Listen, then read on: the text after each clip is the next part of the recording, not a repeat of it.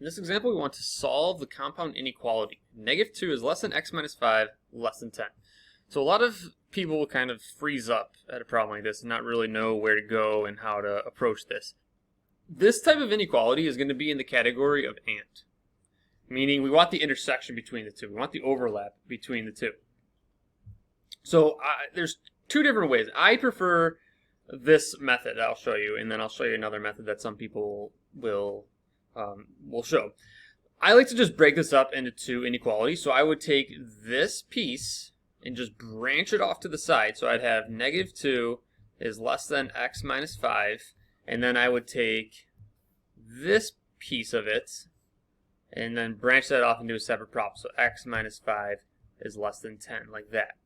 That's how I will go about doing it, and that's how I usually teach this type of example. Another way of doing this is just solving the equations at the same time, and what I mean by that is this, is if we're going to add 5, then you would just add 5 to everything. And in this example, that's not like super complicated or anything. It doesn't make life that much more difficult. The problem with that is it might get a little bit complicated, like if you had 2x minus 5 over 3, and then it almost becomes a lot to keep track of, because then you're multiplying by 3, and then you got to add the 5. Like, it just gets a little messy in my eyes. If you want to do that, that's fine. I just prefer to just break it up into two separate problems.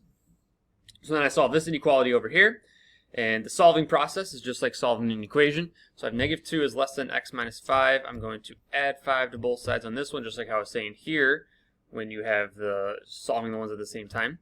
So I'm going to add the 5 over. -2 plus 5 is 3. Another piece of information I want to just explain. I have 3 is less than x. A lot of people struggle with being able to then direct that onto a number line and understand what that means. So I like to rewrite it where it's like x is greater than or x is less than whatever value we have. So in this case, it's going to be x is greater than 3. And I'm not changing the value of anything. I'm just rewriting it so the x is on the left side, so then that way I have a direct x is greater than 3. Because if you read it like this, it says 3 is less than x. It's not super clear on which way am I highlighting, like what is the actual numbers that make this a true statement. So I like to write it like this, where x is greater than 3, meaning any value greater than 3. And just keep track, like this is going to seem elementary, but where's the open end? It's facing, the open end's facing towards this x, so you got to write it as x is greater than 3.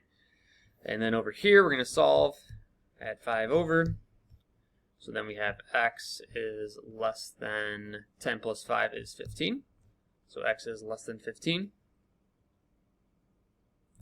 So it's an and scenario, meaning we want the intersection of both solution sets. So we're going to throw this onto a number line. I have x value of 3, x value of 15. So we want x is greater than 3, strictly greater than. So I'm going to put a parentheses and highlight out to the right. I'm going to use my highlighter actually. Highlight out to the right. X, all the values greater than 3. And then I want all the values less than 15. All the values less than 15. Whoop, that's fine. I'm just fix that up a little bit. Sorry, I'm trying to use my highlighting function here, but it's not going too well. All right, so x is less than 15, and then we're going to highlight all the values less than that. Going out this way, and like I said, this is a and scenario, so we want both statements to be true. So meaning the intersection between the two. Where do these overlap? They overlap right here between 3 and 15. That is our section that overlaps. So my solution is going to be from 3 parentheses to 15 parentheses. And we're using parentheses because it says strictly greater than 3, strictly less than 15. So we use parentheses to represent that solution. So my solution then would be all the values between 3 and 15, not including 3, not including 15.